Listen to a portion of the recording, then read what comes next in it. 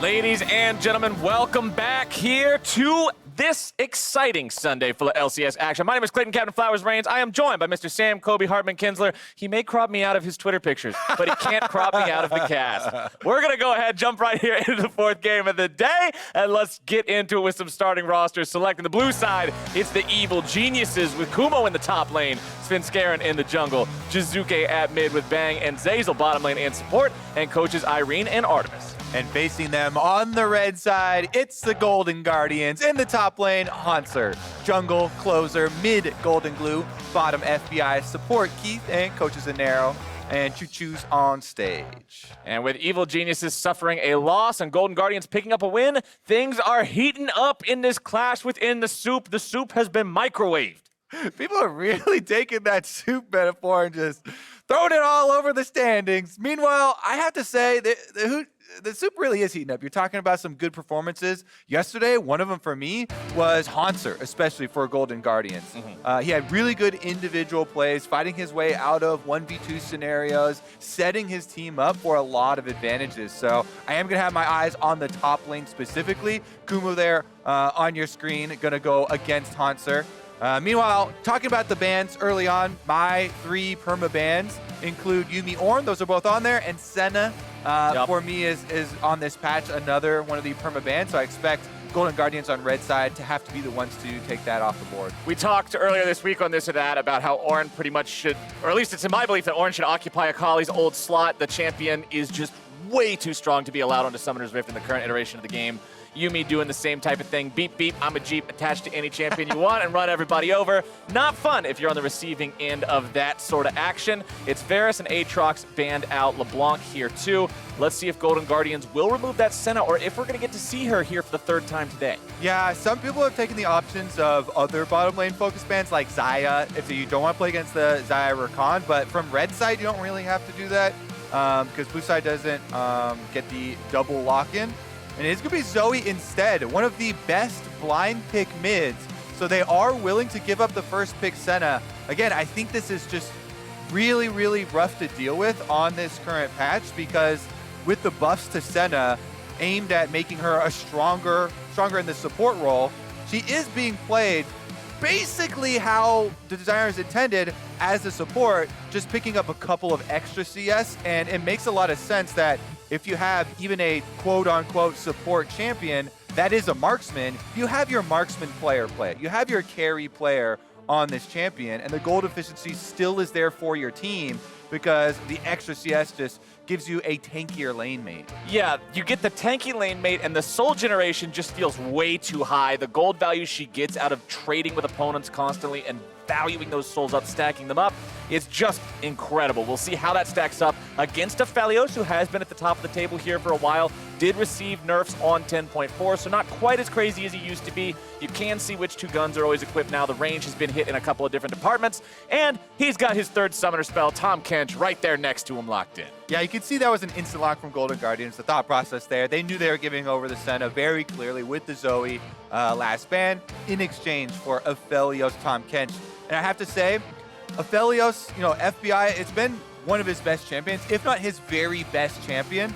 A lot of the Golden Guardian highlights for their team fights have been him with Aphelios, either with the Infernum or the Crescendum, pulling off some big plays for them. So they're very willing to trade that power due to their players, not just the champions. Meanwhile, if you jump ahead, I actually like the double solo lane lock-in from Evil Geniuses, even though we usually like to see saving for counter picks there, because both of them are very good blind picks. These are at the top of the list of blind picks for both top and mid lane in the Sett and Syndra. I like it because they're blind picks, and I also like it because they're so strong right now. It means that it could solve the issues that we've seen on both of these teams. I believe it's top 4 ISO death players in the league are the solo laners on these 2 teams. It means that's one of the big weaknesses. These guys need to shore up, stop giving away those free kills. And if you're on champions like Sett that are damn near impossible to kill, or champions like Syndra that we know that Jiizuke is able to play very well and able to stay safe if need be, they can fix that a little bit. Yep, both of these teams, like you're saying, have accrued quite a few deaths with their solo laners trying to split push in these isolated scenarios. So we'll have a battle at the top of the stats chart in this one. Well, the response to the Syndra there in the mid lane is Orianna. This is one of the most classic matchups of mid lane League of Legends. We've seen these two champions go head-to-head time and time again.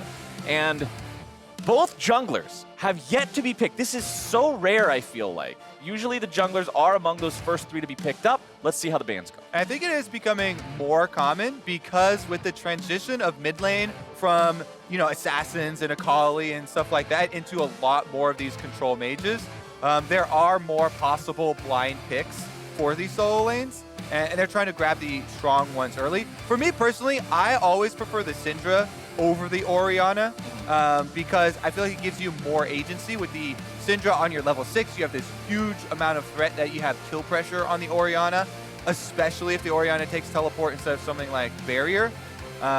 Yes, the Orianna can make a lot of plays with Shockwave for team plays, but you really have to continue to draft for that. And currently, Golden Guardians do not have a good delivery for a big Shockwave play. You like to see stuff like Jarvan to jump in there. Speaking of junglers that are not banned right now, they actually don't pick up the Jarvan. They show their solo laner first with the Mordekaiser into Sett, which for me is a meh kind of matchup into the Sett as far as the counter pick. And they're leaving the jungler for last. I say the jungle spot has to be occupied for Golden Guardians by somebody with a good dash to deliver Shockwave for them, because Mordekaiser's not it. I really want to see them use this for something special. One of the biggest pain points of draft, whenever I see a draft, I'm like, I don't like that one very much, is when red side uses 5th pick to take something that you could have taken 3 steps ago. I want to keep my eye on this one. It's Lee Sin and Rumble locked in for Evil Geniuses. Lee Sin and Rumble together. So wait a second. I like it. Going bottom with Senna. In LCK a while ago, they were playing the Rumble as a support with Ashe. And in solo queue, Rumble was also, during the Soraka heyday, played with Soraka as support. And the Rumble just gets to charge ahead, slow down people while Soraka heals them. Same thing with the Ashe. Ashe gets to slow them. Can't heal, but it could be a support Rumble.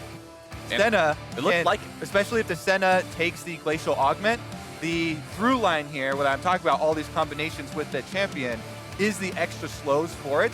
And you can actually push ahead. It makes even more sense with the Senna because your lane partner is a semi-carry. They get CS. So I really like this iteration.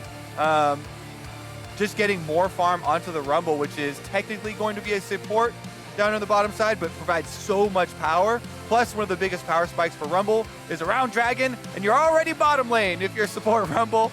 Try and hit that level 6. And Sejuani, the final lock-in here for the Golden Guardians. They use this opportunity to not have to ban the counter in the Trundle away. They get to pick up Sejuani anyway into a matchup like Lee Sin that she will be able to heavily outscale in terms of teamfight usefulness, aside from a big flash kick play that the Lee might be able to have to be able to pull off himself later on.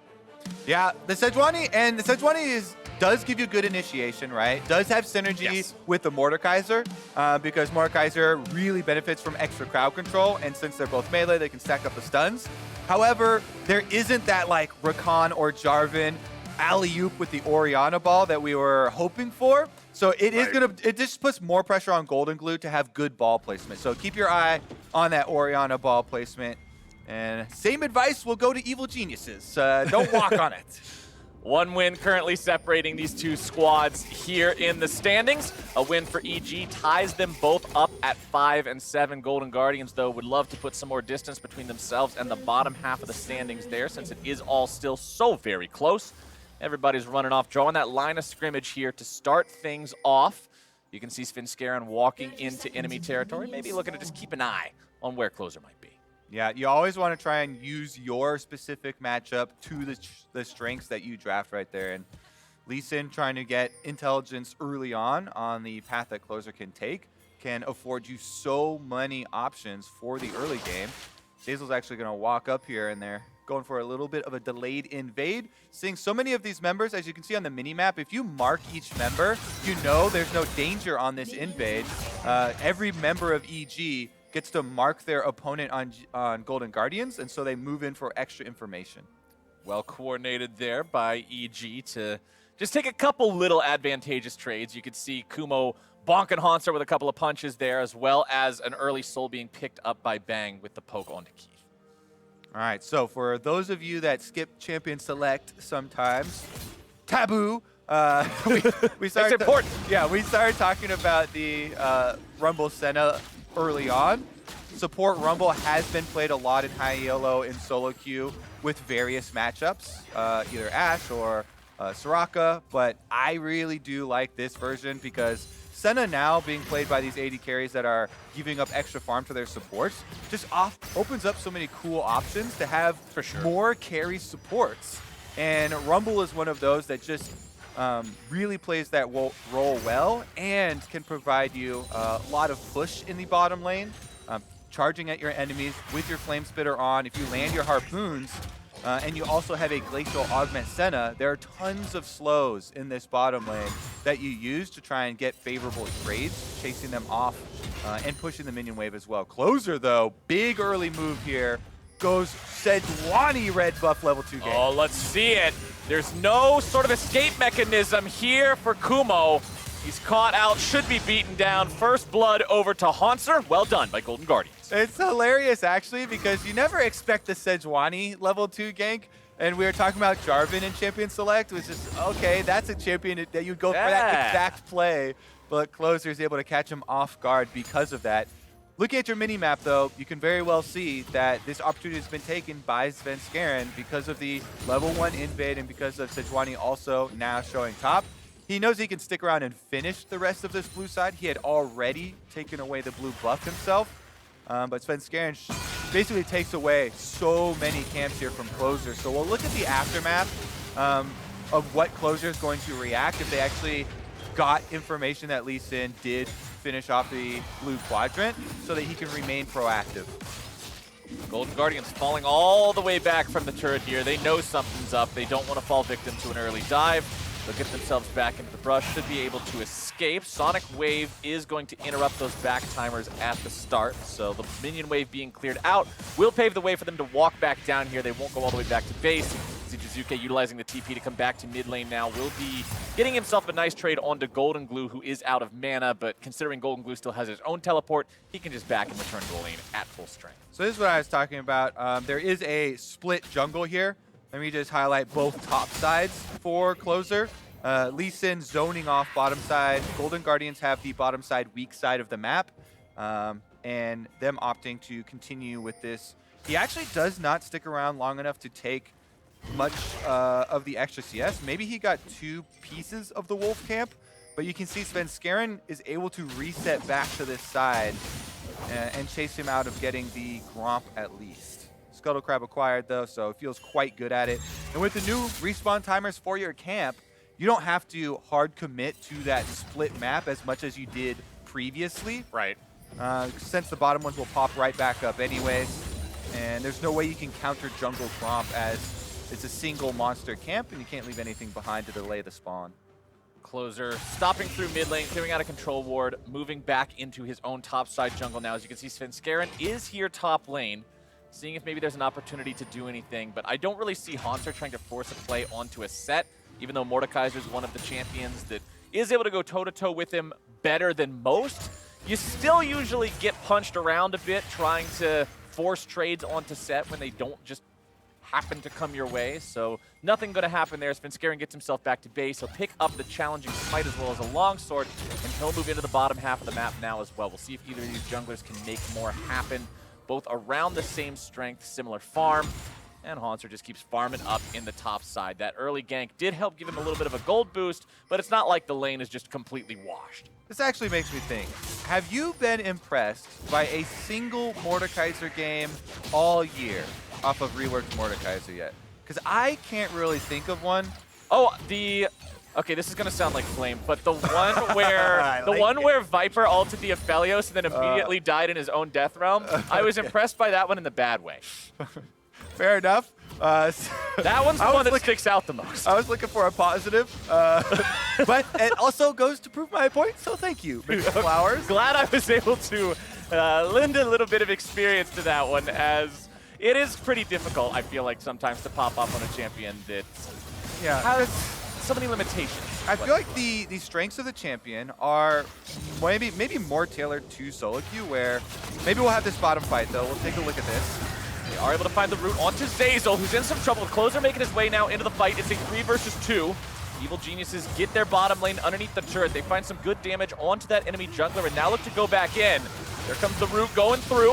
Nice CC follows it up. Keith in danger. Thick Skin could still come out. FBI down to about 200. Both sides with low health bars, and they all walk away. Yeah, nice usage there by FBI to make sure the Senna Rumble lane doesn't chase you down with those slows. One of the biggest things with this lane with the double slows and the extra snare landing from Senna.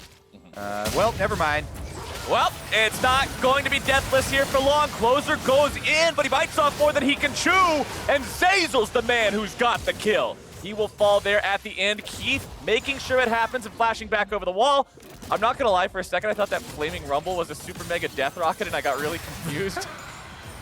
A lot of fireworks in our game. After that little exchange, though, it does mean Svenskeren's going to be able to solo the Ocean Drake because they know that Closer died back to base. There's nowhere else it could possibly be. And this is the power of that support Rumble. Just flat damage right there with the Flamethrower. Able to get the counter kill, even though technically the surprise and advantage should have been on Golden Guardians. FBI's at the turret, you see. So really it's a 2v2 if the Aphelios is not there, and pops him out of the Devour there very quickly. Gets burned down in the exchange. Bang. Feels pretty good about that one. I like the early heal from Bang there too, just to make sure that there was no way they got surprised by some extra burst damage, waiting to use it at the very last possible second. See Kumo and Hauntzer continuing to just farm up here. That Mordekaiser has built a pretty substantial CS lead. About equal minions for both of them to farm, and he's almost 20 ahead, so. We're calling for it, Flowers. Maybe this is the game. Is this the game where the Mordekaiser becomes the MVP and he's the one really carrying the game? Well, Goldenglue is gonna potentially need some help here. Very low, 200 HP. Nice follow-up coming through from Sejuani. Flash away from the shockwave. Hauntzer made his way into the fight now, too. Takes Svenskeren into the death realm, but just uses the opportunity to walk away. He knows if he chases after that target, the rest of EG will be following after. Unfortunately, the rest of EG is here anyway, and Jiizuke will be the man cashing in on the 300 gold. Our Mordekaiser hype was short-lived, but yeah, we had about 30 seconds of that. That may be one of the most disappointing death realms that we have seen. I think the crown still goes to your earlier segment on Mordekaiser. What was it? Aphelios? Viper? Yeah, Mordekaiser Aphelios just gets soloed. This one, he uses Mordekaiser ultimate, but then he doesn't walk away, and the rest of the Evil Genius team push them off of that territory. Once again, Svenskeren acquires another objective. And Bang is up there too to grab both the souls that popped out of Shelly. Apparently Void creatures have more than one soul, so that's easy pick up there for free stats. And speaking of free, Zeyzal will not be picked up so easily here on bottom side as the Golden Guardians try to make the kill happen. Keith goes for the Devour, but he's not able to find enough damage. Thick Skin won't quite do it. And Moonlight Vigil, there's your range nerf on 10.4. It doesn't go all the way down the lane anymore, and Zeyzal lives. It's actually pretty funny. Every time I see that, and it ends just before it hits someone. It happened yesterday, too. I'm like, ah, good nerf. Yeah, we're stopping them from shooting us from all the way away now. But that is the outplay there for Evil Geniuses. Golden Guardians just going too far, trying to take down that Rumble, underestimating how tanky it can be to burst into the Scrap Shield. And that means Evil Geniuses find themselves almost 1,000 gold ahead of their opponents. And the money going on to Zeyzal, too. You talked about how the Rumble's strong in these early fights, like around Drake's. Yeah. He could be in real good shape. So, at the beginning of this replay, I don't know if you quite caught it, but the Equalizer, he just used it to clear the wave over here. So he fights this 2v2 off, calling for the teleport, because he doesn't have his Equalizer to try and use and burn them down. So it's critical that Kumo's able to save him there. And as we talked about, he's able to walk out of the newly shortened range of the Aphelios ultimate and live to fight another day. Already haunting guys here on Zeyzal. Looking to get another usage out of the ultimates. They're going for some plate money. One plate down now. Svenskeren saving the Rift Herald, wanting to use it on some of the later plates for maximum value after the turret has built up those resistances. Remember, Shelly's charge is true damage. The bottom side, it's FBI and Keith that are so much closer to getting rid of a turret on their own. They'll only have a little bit more damage to deal. Surely they'll take it down before their opponents will, Shelly or not. A couple more auto attacks to seal the deal, and that is first turret over to the Golden Guardians, but it will be followed immediately fire response from Evil Geniuses here on the top side. Nothing Hauntzer can do as a pure melee champion to walk up 1v3 and try to defend this one. And with EG taking that down, they'll retain the gold. Yeah, the new first turret bonus, by the way, is just slightly more than a turret plate. It's 150 gold for local gold for you if you do get the first one. Mid lane, though, we'll have some action, possibly. Svenskeren looking to get some insect plays, maybe. Goldenglue, really good job hovering to the safe side of the map for him, though. Yep. Knows that his strong side is on the bottom side. He just saw 4 members of Evil Geniuses on the top half of the map, so does not expose himself for that possible Lee Sin kick. Jiizuke left to farm here in the mid lane with his opponent teleporting away. Jiizuke still has the TP of his own available for use. We'll see if he just comes back to lane with it as well, as FBI and Keith have made their way back down to bottom lane. It's a 2v1 against Kumo, who will be forced to flash. A nice Abyssal Voyage from Keith forcing that one out. Yeah, and again, we're talking about what's your strong side and what's your weak side of the map.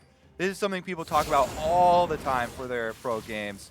After taking that tower, they also left behind 3 wards in this bottom jungle behind the dragon. So Golden Guardians, very good job trying to use their strong side for another little advantage before a dragon fight. A flash off of Sett can mean the difference between him getting that perfect ult, taking a Sejuani into your backline and then getting a big multi-stun, or him not being able to find that correct angle to actually get the big AoE. We could have a big team fight coming out here. Nice ulti from Closer to start it all off. Jiizuke very low, but not quite dead. Closer's the first one to fall, and Zeyzal again racking up that body count. It's Evil Geniuses who win the fight. Again, Rumble's base value is so good, right? Early on, if you have access to the ultimate, that's pretty much all you need. Big zone there for the team fight. EG fight them off.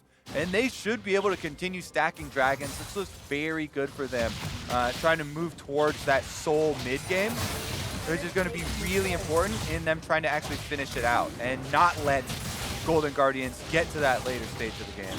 1 ocean, 1 earth, and the soul this time around will be infernal. Let's take another look at how Golden Guardians almost got this thing. Yeah, clean side ult there from Closer as he dashes in, but when he used everything to get that close, he actually burns on a little bit of the Rumble ult and then has to flash out. Still gets shot down with the extra range there. And EG also are able to protect Jiizuke. Yep, Senna ulti, Senna Q, Senna heal, Lee Sin, safeguard, all to protect Jiizuke, make sure he survives. That's actually a lot of protection from this composition on Evil Geniuses to barely get their mid laner out of there. And you can see most of the damage. There it is, 2,500 between the 2 bottom lane players on the side of EG. That's more than the entire enemy team put together. Granted, 2 of them both did 0, but point stands. And especially this one where you're talking about also the healing and shielding that came out from Senna. This is why in Champ Select we're saying, all right, for me personally, I have it on perma-ban right now for pro play from red side, but EG making really good use of it and good use of these tools that they've been able to acquire. Just re-emphasizes Captain Flower's mid lane, safety first. You protect your mid laner, then you win the fight, and EG have been in complete control of honestly all of the objectives. It's not just the dragon. Remember the Rift Herald they were able to acquire. Tower down on top side. Closer tried to make a play there, but the ulti's not finding the mark. Rumble ult comes down in a really nice spot, and Zeyzal is just fearless on this champion, barbecuing everybody up nice and crispy. Double kill for Svenskeren, right in time for Shelly to spawn. It is all coming up EG. When support players get unleashed, Captain Flowers. Zeyzal's breaking all the chains. He's flashing in there on the Rumble. Honestly, this is what you like to see. And why I was kind of excited, even though I do think Senna is a bit too strong right now, I do think it's cool that we get more looks at fed supports, right? And you can have more carry, literal carry champions in that support role, rather than just Pike or Senna or something like that, which were designed for it. Now that they get CS, you get big plays like that, and he's already completed the Leandries. One of Rumble's favorite items because you make really good use of the slow burn because it gets magnified, and a lot of these damage over time from the long range. And one thing that I think also deserves to be talked about, because it's not looked at as important as, being able to share farm or having this global ulti or all the soul collection on Senna, Umbral Glaive, as the first item this champion builds, provides a ton of extra vision control just by allowing you to wipe out the wards. Look at his vision score of 37, the highest in the game right now. The closest is his quote-unquote counterpart in the enemy support of Keith, who's 30 compared to that now 45 on Bang. That's so much vision control. And he's got 61 souls already at 16 and a half minutes, basically. Remember in the last game we saw the similar Senna? It was at 60 at 20 minutes almost. So very good clip here for Bang and Evil Geniuses. Mid tower going down means they get to move in their nice ward line. You mentioned the Umbral Glaive. They're also dropping all these control wards. Take again another look at the mini map here. Both sides actually, they're moving in, getting a vision, leading up to the objectives and cutting off pathways for a Keith.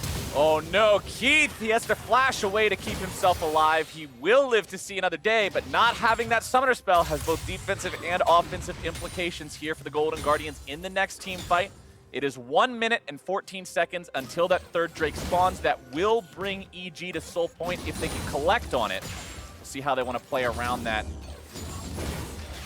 Coming up, we are also going to have Hooney from Dignitas on the State Farm Analyst desk to go over it. Ooh, nice damage there onto Goldenglue. Keith is nearby with the Devour to keep him safe. No summoner spells have to be used there. And thankfully for Golden Guardians, there is enough time to reset before the Dragon. The Soul Point Dragon here is very important, and they are at least hitting their single item power spikes. So even though they're behind right now, they do have options of trying to get into position to fight it. They've got some good ults to work off of. They have the combination there with Sejuani engaged and allowing the Aphelios Orianna follow-up.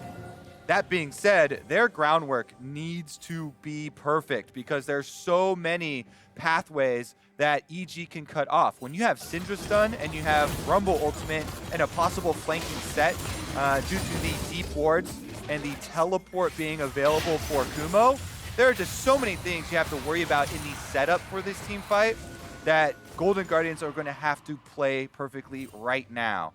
I misspoke a little bit as well. The almost kill on Goldenglue did cost the heal from Keith, so both summoner spells now down on this support from Golden Guardians. That is less saving power, that is less get out of jail free if they do misstep even a little bit. Wards being placed down in the pit now. Both top laners having the TP ready to join the fight. Kumo finally getting that Trinity Force completed 19 minutes into the game. It took a long while, but he's there. Keith now caught out. Remember, no summoner spells equals no way home, and Evil Geniuses will get themselves to that Soul Point. Yeah, I mean, we put so much effort into, their setup has to be perfect for this Dragon fight if they want to contest it. They got to clear all the wards. They got to get their vision down. Everyone has to be in place, and boom, they're dead. All right. You got to be alive for any of that to happen. All right, really good job by EG, though. The timing here is definitely working out. They should be able to get their soul for this game since they have such a big advantage for the possible team fight. That was not really a fair fight between supports. First of all, it was 2v1, but also because it's a flame. Doesn't look like support v support to me. It's the flame horizon because of the Senna and what that does for you. So Zeyzal here really showing that he deserves these types of champions when you get paired with the fasting Senna, as it's being called. And Evil Geniuses still 2,500 gold ahead. One Drake away from that soul, ever so importantly. Only 2-1 lead on turrets, so they don't have the most map control from what you might expect, seeing the way these fights are being played, seeing all the tools that they have at their disposal. I think that's what I'd like to see more of from this squad as they try to end this game in a timely and effective manner, is utilize all those, set up, take some of these turrets. There's still a tier 1 standing in the bottom lane, still tier 2s all across the rift. Gonna be very difficult. They're waiting for a brush surprise party. And honestly, they're already at the stage of the game where they have to look at these kind of low percentage options, right? Because their team comp doesn't have a lot of extra options. You can throw the Hail Mary and say, yo, Mordekaiser, like hard split push, okay? Hauntzer, Just you get over there. Be a highlight Mordekaiser play. Make them remember this pick because Mordekaiser does have lots of good 1v1 options at this point and can stall out if you throw someone to go gank him. Everyone always points out you can just ult the lower health member that's coming to gank you. Oftentimes you just ult the jungler, try and get your 1v1 and then pop out. So that is one possible thing that they can try and throw for their recovery here. And other than that, though, they have a lot of very standard tools that aren't going to give you a lot of surprise. And it seems to be methodical here from Evil Geniuses. They've moved all their vision over to the barren area of the map, as you can see, completely cutting off that area. Meanwhile, down bottom side, the collapse is coming in. Hauntzer is not going to get a very fair fight here on this one. He will go into the death round with Zeyzal and just beat the tar out of him with that mace. He'll make it a 1-for-1. Surely he falls on the back end of it, but he does manage to take somebody with him. Yeah, he plays to the Mordekaiser strength. Right before, talking about, all right, ult the lowest health member that you can possibly kill who comes to gank you.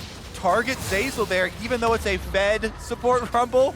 It's still a rumble without a Zhonya's, can't buy the extra time, so Hauntzer does the best he can in that scenario, and it still results in Evil Geniuses also getting a kill, also taking a tower, and the rest of Golden Guardians don't really have an option on the other side of the map. Because they're so weak, they can't really do anything with the time that Hauntzer bought. And you can tell, well, let's just go ahead and watch the fight here again real quick as Hauntzer gets collected. Yep, good ultimate here from Kumo, ults it back, then backs off. Zeyzal first in there, in melee range. Hauntzer does a really good job using that shield, popping it for the heal back up, following with the flash to make sure he can get the auto kill before he pops out of the death realm. He just barely gets it in time and does trade flashes with Zeyzal. And then Nashor's Tooth that he went for second means he hits so hard and so fast, and Zeyzal is just so dead. He's got to be. The CC comes in, the damage follows it up, tongue over the wall from Keith, and Closer's the man to secure the kill. Golden Guardians doing, again, the best with what they have here. No flash after that flash trade between Zeyzal and Hauntzer, and they immediately attack it. Definitely good for this team to remain focused. Oh, the fun of playing against Syndra as a mobile champion. Sometimes the emote is the best thing you can give him. He blocks the ulti up there. Jiizuke using that one to just poke him down a bit. Minions will follow him. A TP goes through. The claw once again will not find the mark. Hauntzer takes him into the death realm, looking for a little bit more damage. He blocks it away, and the Nashor's Tooth. Bonk, bonk, bonk. He's making a good case, Flowers. You gonna remember this Mordekaiser game? I mean, if I'm a pure melee champion and my ranged opponent flashes within 2 feet of me, I'll probably kill them too. But all right, he's having a couple good moments. Here's where I stand. I say give Hauntzer credit for taunting with the dance earlier. He infuriated Jiizuke. Okay. That's how you get him to flash within 2 feet of you. The real mind games. League of Legends is honestly mostly a mental game. Yeah. Get inside your opponent's head. Teleport was also used there, you know, cutting him off, so force him over in that direction. And here we are at the critical dragon fight. This one's for Soul Denial.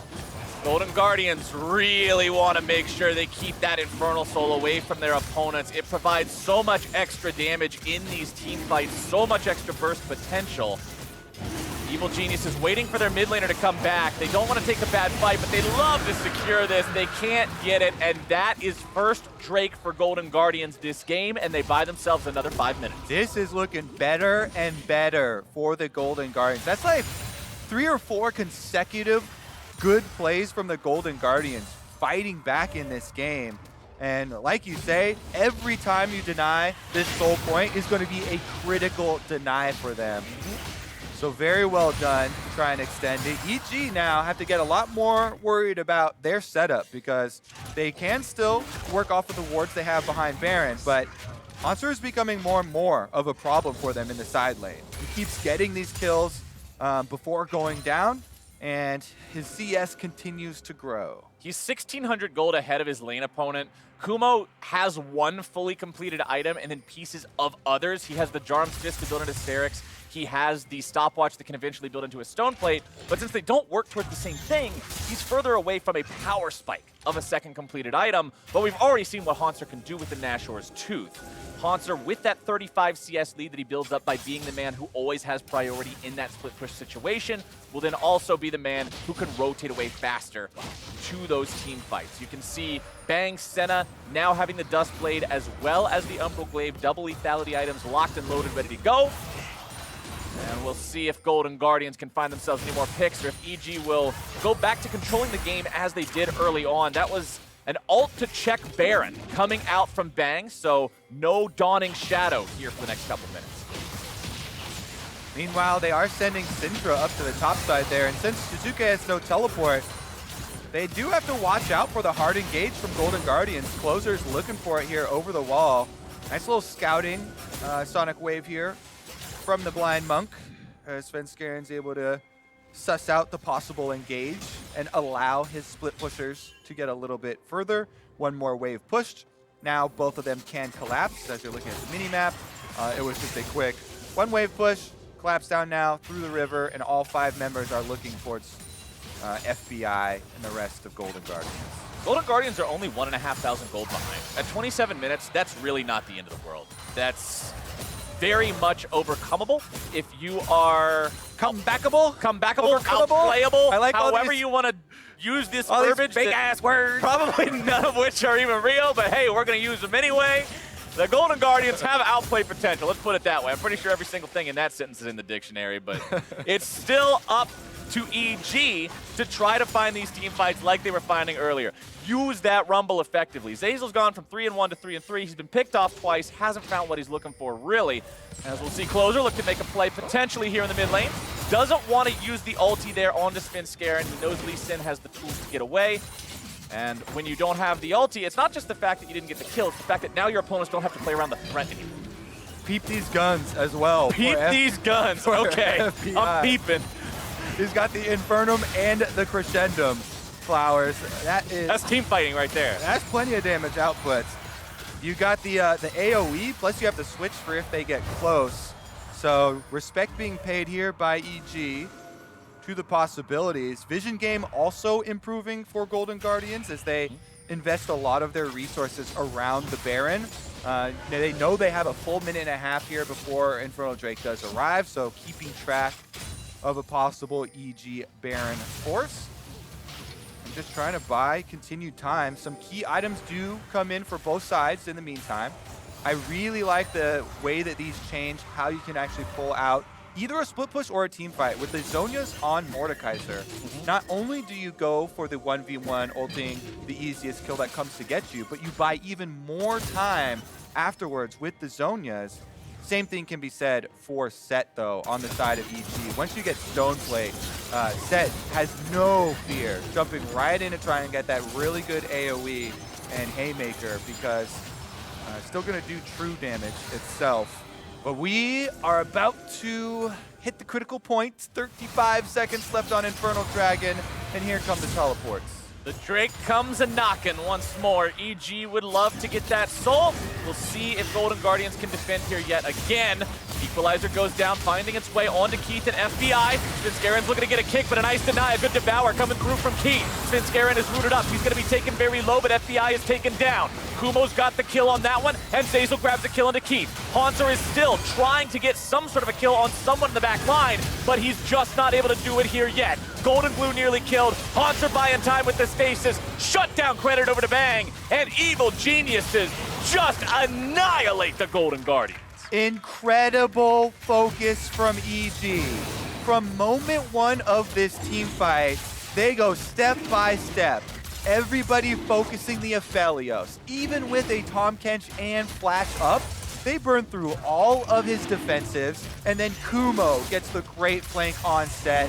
Amazing team fight from him specifically. This young guy on EG, we had our eyes on the top lane, Flowers, how important it was going to be. He comes up critical in one of the big team fights where the game was very losable for them. You know, it could have slipped back into Golden Guardians' favor if they had defended another soul point. If they had won that fight, they would be the ones picking up Baron and Dragon right now. But because this is so good, so accurate, keep your eyes on FBI. Ultimate from Rumble, then the engage from Svenskeren forces Devour. After Devour, Kumo is able to ult Keith over there and flash his Haymaker in to finish off FBI. Then they come through, he collapses on Hauntzer. Look at the second Haymaker. He gets this one straight through Hauntzer onto Goldenglue, who flashes in there, so he's chunked out as well. And Bane finishes him over that wall. No member of EG going down in the fight at all. It was just such good coordination and team fight focus that is something we have not seen in all of Evil Genius's games. very good improvement from these players. As you can tell, the split going on and on, it really being a big point of improvement. And with Infernal Soul and Baron both picked up, I'd say that's about as big of a team fight reward as you could possibly have in League of Legends. We'll see if they can finish the game with this push. Baron's still active here for just under 2 more minutes. They're pushing 2 different lanes at once, bottom and mid, both under pressure. Hauntzer at about half HP, Kumo leading the charge, enchanting the minions. Bang right behind him just to make sure Golden Guardians doesn't try anything tricky. Zeyzal is keeping mid lane buffed up as well. With Rumble, you can easily help the fight in bottom side with your equalizer if Golden Guardians tries to collapse as you rotate over. And they'll keep that pressure alive. Golden Guardians heavily on the defense for the next 90 seconds. Yeah, you can say that again. They super heavy defense. They are overburdened with defense right now, Flowers. We mentioned the last 3 minutes. As soon as we saw that team fight victory, you're like, okay, this one just went from pretty close to the line of scrimmage to overwhelming EG advantage. And here they go. Baron buff on, Infernal Dragon explosions aplenty. Equalizer comes down and takes the front line of the Golden Guardians down to about half HP. Dawning Shadow doesn't do a lot of anything, and they aren't able to actually break either of the inhibitor turrets yet. For Golden Guardians, I'd say you'd call that a win. For sure. Talking about the heavy defense, they were able to withstand for now. I think EG should keep up the pressure. Don't relent on this. Keep pushing the waves. They've actually split into all 3 lanes. They only have 30 seconds left on the Baron, so it looks like they have made the call just to get the outer turret and not force on the inhibitor turrets. It is free gold. I like it. Yeah, I mean, they're a little bit worried about losing that team fight. The last team fight, forcing under tower. They can slowly try and whittle away, but Baron will time out in 10 more seconds, and Golden Guardians can continue to wave clear. Bottom lane turret will fall critically right before the Baron buff dissipates, and that means that if Evil Geniuses want to force a fight, oh my goodness! Well, bye, Aphelios. Syndra gets the outplay there. It is kind of nice to see Aphelios get 200 years. Syndra, the original Unleashed power. Ah, yes! Able to get the ultimate down in time so he can trade. That's a worthy sacrifice there, Jiizuke. Well done. Yeah, they got inside the base, so now there are multiple exposed inhibitors and one down, of course, on the top side. Golden Guardians, they still have something to work with, but it has become so difficult now with the extra soul. That's not going to go away. Here's another look at how they flanked Jiizuke. He's in a 3v1, so pop down your Qs and unleash the R. WQR, 100-0, through a Maw of Malmortius. He just has too much damage with Rabadon's Ludens and a Void Staff all working together. Maw of Malmortius, it's nice to have that little shield, but against all that, I don't think so. Evil Geniuses, as you already stated, they don't even have to worry about the turrets anymore. They can force a fight. The enemy base might as well be open ground on those inhibs. Baron, alive in just under 2 minutes. Elder Drake, about 1.5 minutes. I think if you're Golden Guardians, that Elder Drake is kind of your last-ditch hope. You somehow try to steal it, then go for a team fight that you win thanks to the power of the dragon lasers, and that's about it. It's almost 9,000 gold separating the teams. It's getting pretty bleak here as Evil Geniuses continue looking to push up. Shockwave won't find anybody thanks to the stasis, and here comes Kumo, slamming him back into the rest of the team. Evil Geniuses continuing to push forward. Equalizer laid down, but won't get a whole lot of profit from that one. Honestly, a lot spent there from both sides for not a lot of gain. Yeah. I'd say in the end, Golden Guardian's pretty happy with it, being able to save FBI from the flank from Kumo. Summoner spells, only the flash was used from Kumo for EG for that. So everybody is saving their resources for the Elder Dragon fight. Like you're talking about, Flowers, Golden Guardians, if you don't believe in dragons, you better start believing right now. Yup. Because that is the way. And he's caught. Well, Hauntzer's now stuck in a 1v5, but he'll turn it into a 1v1 against Zeyzal here yet again. Zeyzal is just being picked on by these guys. Feels bad, but Hauntzer buying the time there with the Zonias. He's able to be gobbled up and saved by Keith, and the Golden Guardians may have turned this around at the most critical of moments. Hauntzer, again, taking advantage of the fact that he can ult this Rumble. Remember that Mordekaiser, Captain Flowers. Hauntzer does it again. You think you've caught him, he buys time. Can't talk about this enough for the champion. It's the greatest strength, split pushing there. He gets the solo kill. And the best part for them is that Zeyzal's also there for the Devour afterwards. Hauntzer flashes away, still grabs him up in the tummy, makes sure he doesn't die, setting up for this Elder Dragon. 15 seconds left on Zeyzal, who does have teleport.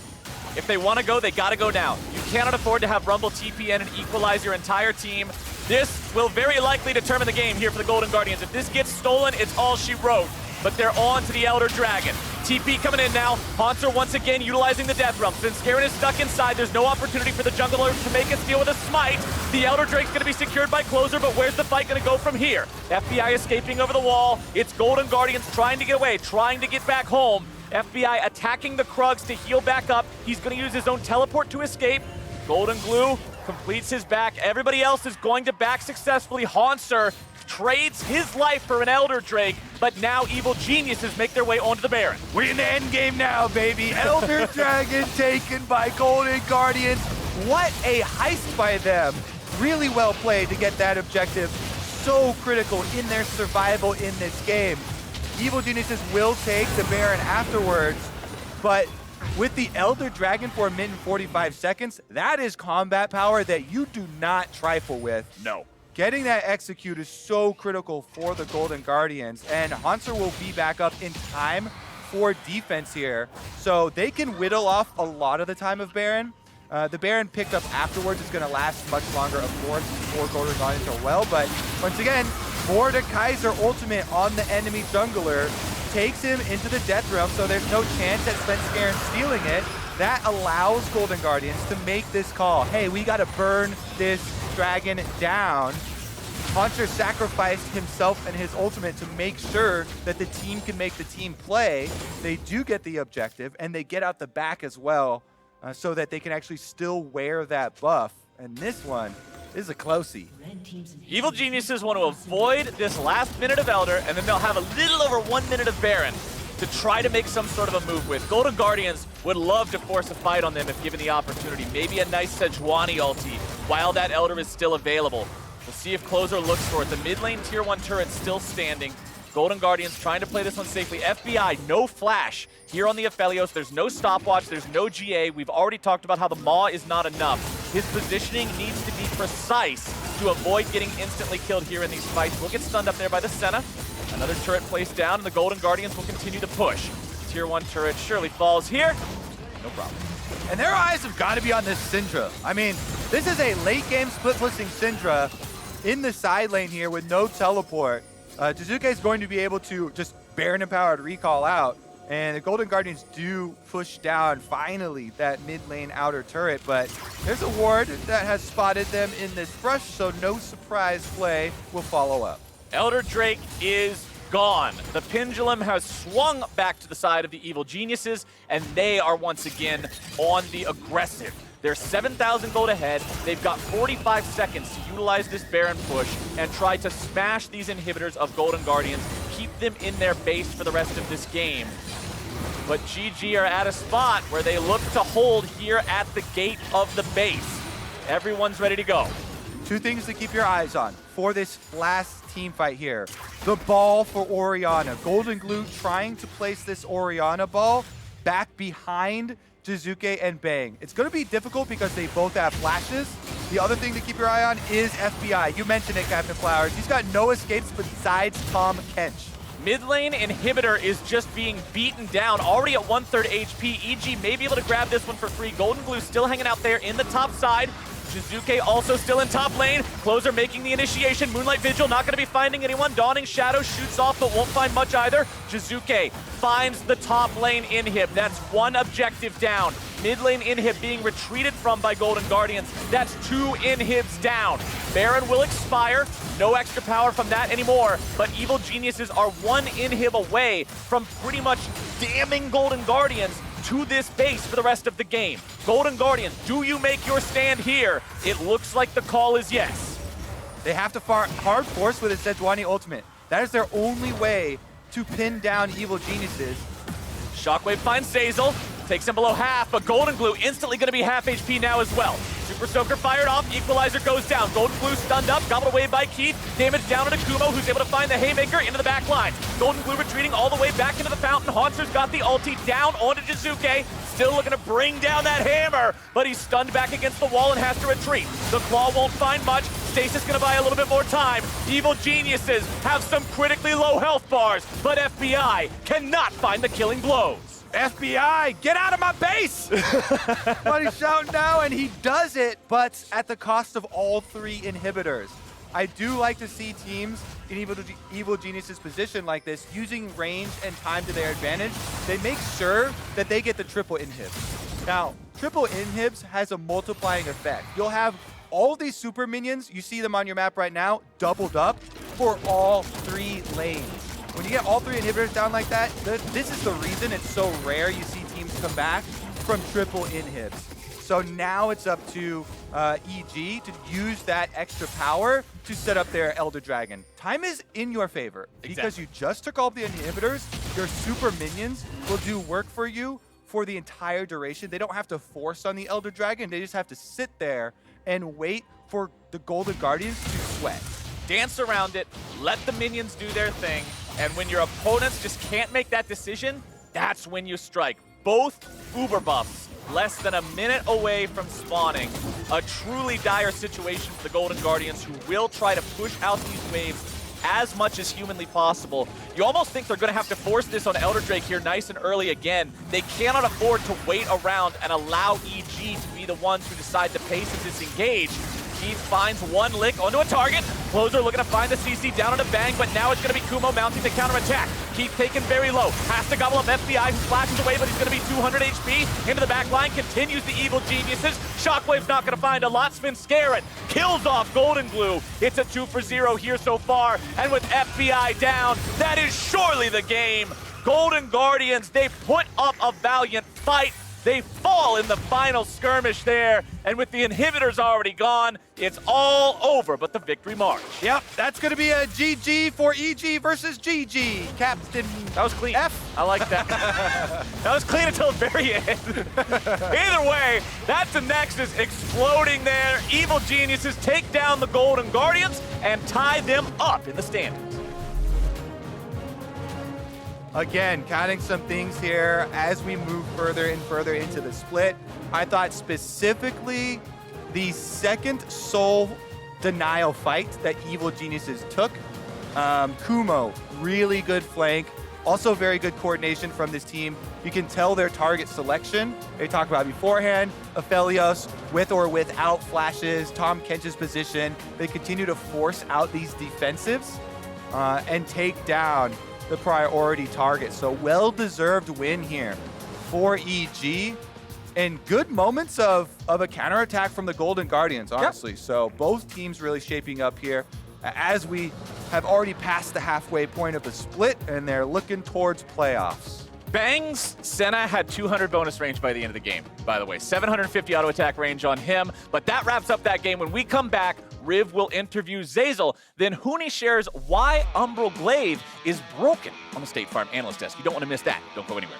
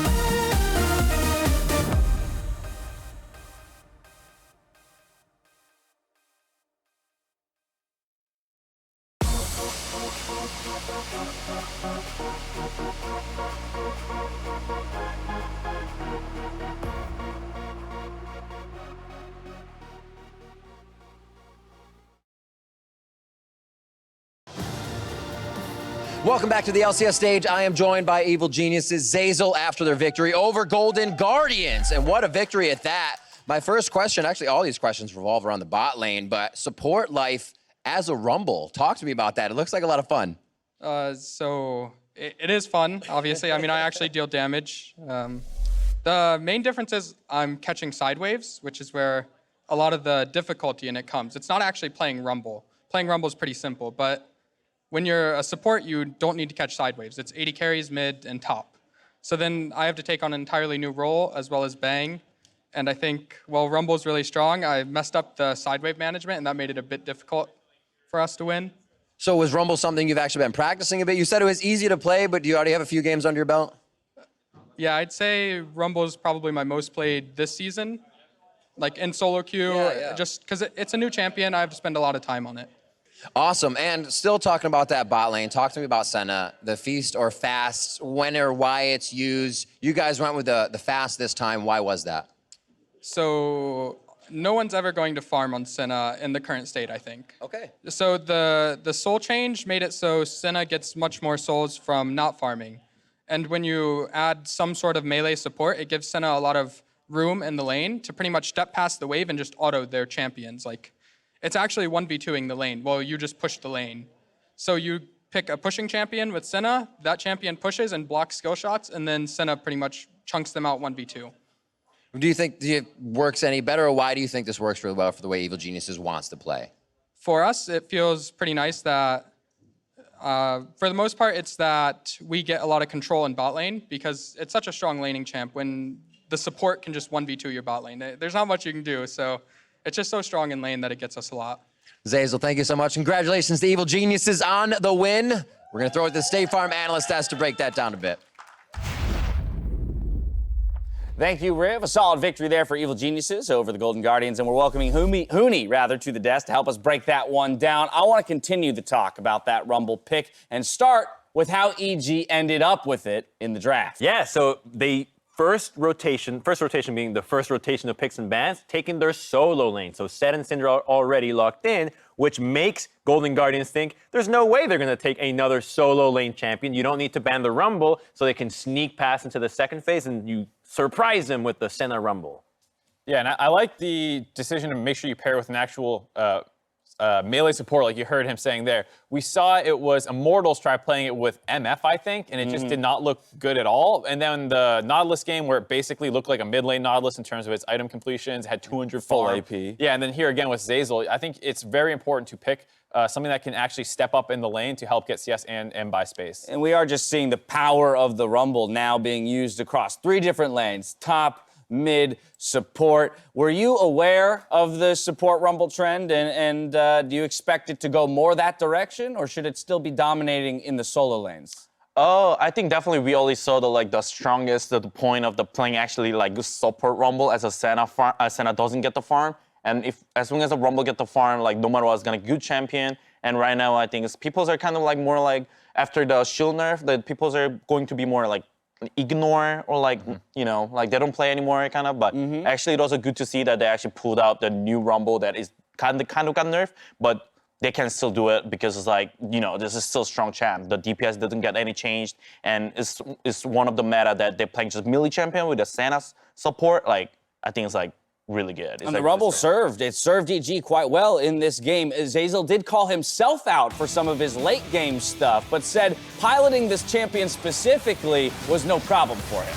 Yeah, it's really a matter of the new role, like you said, having to be a carry now. So you have to understand what it means to be a support and a carry within your same team. Not something that a lot of players do. It's one of the difficulties in playing these different kinds of champions in different roles. But I thought he did a really swell job, especially when it came down to just team fighting in general, dropping down some very powerful equalizers and some not so great ones. Overall, though, Hooney, I want to come back to you because the way that this game played out in the early game, you were pretty opinionated about how soon into the game you felt EG had won it. So can you talk me through, though, the intelligent early plan from EG. It's also really good to see that Evil Genius have actually pulled out like really perfectly how they should be playing the early game, which is they got the Syndra and then they got the like both Prio and mid Prio, and then they're playing Lee Sin into Sett, which is they're getting outscaled eventually if they goes like 50-50. But they actually use the Prio to actually mess the enemy bot lane, like which is a proxy at the 3-minute. That's like a lot. So that being ends up really good for both of you. It was proxy lane as well as that early invade on the blue buff is what brought them to a game state where they could take big 5v5s like this. The game did extend though, and I think that's something we shouldn't ignore, was some of the difficulty that EG had in closing it out when they were positioned so well. Yeah, it's a lot of damage, not a ton of CC for their team comp. It is relatively squishy outside the set, and you heard Zeyzal talking about the problems with side lanes while their vision control was pretty crazy through the early game. We were tracking the Senna's vision score, which we'll get to in a second. We'll get that in just a moment. But when you started having the game go longer and it came to closing the game out, it felt difficult to get really all 3 inhibitors down and break the base completely when it's not about vision anymore, it's about actually executing. Mark teased it, so let's get into it. It was promised that Huni would break it down, but Crumbs is going to help here. Glaive. Let's talk about this item. It is just starting to pop up more frequently here in the LCS. Had it twice today, and in particular, Crumbs, I'm going to let you start it off. Huni will bring us home. So this is a crazy item. It's what you see Senna builds. It lets you clear wards. It's a 45-second window where you spot a ward and your next auto attack will one-tap them or do 3 ticks on a control ward. This item, 45-second cooldown with an 8-second duration. So technically it's like 37 seconds, and it allows your vision score to be crazy throughout the game. Also, pairs really well with not having a sweeper. So now you can either free up that space for more wards yourself or just be more present in clearing out vision, and it leads to a very strong early game that feels like you're in darkness the whole time. So let's see how Glaive affected this game specifically first. Bang, of course, was the builder of the Glaive on that Senna. Up against Golden Guardians, we are going to compare Bang's vision score of 181 across that game, specifically to Keith on the Tahm Kench, because they are both operating as the supports, 105. There was a time where Bang was actually doubling it. It was when the game stalled where Keith got a lot more time inside the base to clear out vision. So this was even a bigger discrepancy.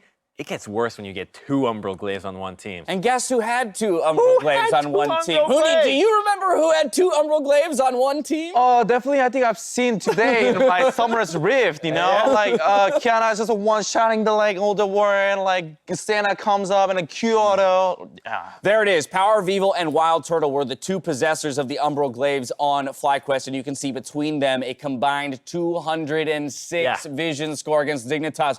Huni, you made the comment when we brought this up to you, said, that's why I was playing the whole game in the dark. Yeah, I know. Like, I was just getting permanent Nocturne ulti. Like, I'm just different universes that I'm playing just as a darkness. I would really like to see all these teams that keep saying we want to play early game, pick AD champions that build this item and start adding vision denial to your playbook so that the early game feels oppressive. Yeah, because I think it makes perfect sense on a champion like Senna. It's when all of a sudden the mid laner is capable of building the item too that it just really becomes oppressive. Start finding junglers that do it too. Yeah, you can do it. Why not? All right, so we're going to have Quinn in the top lane, Jarvan's full lethality, we're going to have the Talons and the Zeds. They found their way in. Bad team. Nerf it. I mean, it's 2,400 gold. It's probably It's the cheap, cheapest item you could get for what you're getting. All right, there you have it. That's a quick tip. Get in there on your solo queue, that vision control. We've had our fair share of clutch heals and well-timed CC today, but our assist of the day goes to Ruin's Rumble, who burns TSM to a crisp, allowing Stixay to snipe it all. Doing all the damage, but not taking the kill. Yeah, it's still an assist, you know, as long as you deal damage. It doesn't have to be set up and just CC, but here, a really nice Rumble ult to deal a ton of damage, and then make sure that Broken Blade can't actually walk through that, which sets up the ult pick off by Stixay there. So a really nice Rumble ult to chunk out the back line and making sure the front line can't escape. Secures the How dragon. would you rate that Rumble? I mean, as a grandfather of the Rumble, you know, that's like 9 out of 10, you know? Nice. Like, Okay. was 9 or pretty a good. 10, a Yeah. 9 or a 10. Yeah, how difficult do you think Rumble is to play? Zeyzal said he doesn't think the champion's super difficult. What would be your opinion on Rumble? I think like since I've been playing like how many years? Like it's been like 5 years, like 6 years. Huni's you know? ancient now. Yeah, it's old start man from, like, Huni. Yeah, start from like 2015. So like for me, it's like one of the easiest champ. But I feel like when I see the people are using Rumble, I think that champ is tough. was not handling that well. I can't play Rumble. That ultimate, it messes with my head, man. Messes with my head. If we pull up the standings, we do have FlyQuest further distancing themselves in second place, trying to establish themselves as a contender against Cloud9. We got Team Liquid making the jump up to third place after starting the weekend at 9th. Wow. That's actually fine. Two games, 6 places. Why not? CLG, they remain in 10th despite picking up that feel-good win over their rivals TSM today. So looking up. And with that, let's get a refresher on those predictions. Those last 2 games there definitely took a chunk out. But I guess you can take some solace in the fact that you all predicted similarly. So standings remain the same. Sure, but there's also some secret joy in the fact that somehow the universe decided that CLG would beat TSM today and just give us more entertaining standings. Yeah, without a doubt, without a doubt. Mark's still very close behind, just 1 game. It's going to be a sweet predictions race all the way to the end of I can feel him breathing down my neck. All right, well, let's see what you'll have to be predicting for tomorrow as we talk about Monday Night League. Returning tomorrow with Immortals going up against Counter Logic Gaming. Then Dignitas, or the next challenger, rather, to face Cloud9 with Bud Light League Lounge going on with Huni and Far. You're back again, my friend. They join Riv and Avli to close out that evening. I want to talk about this schedule because Huni, somebody has to stop this Cloud9 squad. They are currently 11-0. You go up against them tomorrow. You were on the squad that put up one of the most impressive regular season runs in the history of the LCS. Can you do it? As I have a history of the 18-0, 17-1, 16-2. Right. I gotta beat them up, you know? I gotta make sure they're not getting that, you know? I should have proved that. We'll see tomorrow. All right, fair enough, fair enough. Huni says he'll do it tomorrow. But if you need more league action tonight, stay tuned for the Academy Showcase going live right after the break. Huni, thank you again so much for joining us. It's always a pleasure, my dude. That's going to do it for myself, the casters, the entire live broadcast crew. Thank you for watching the LCS. Academy is coming up next. There you go. See you there.